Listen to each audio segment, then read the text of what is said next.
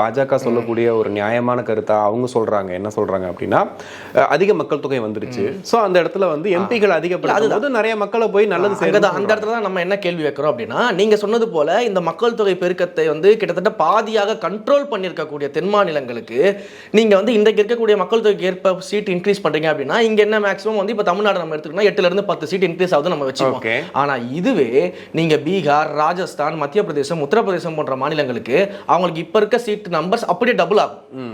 So நீங்கள் increase பண்ணும்பொழுது எல்லாருக்கும் ஒரே ஈவனான இன்க்ரீஸ் அங்கே இருக்காது. வட மாநிலங்கள் வந்து அந்த சீட் எண்ணிக்கை டபுள் ஆகும். ஏன்னா அவர்கள் வந்து அந்த அளவுக்கு வந்து மக்கள் தொகை பெருக்கத்தை அடைந்திருக்காங்க. ஸோ இன்றைக்கு வந்து அந்த பிரச்சனைகள் நமக்கு இருக்குது. அப்போ நீங்கள் என்ன முடிவு பண்ணுறீங்க?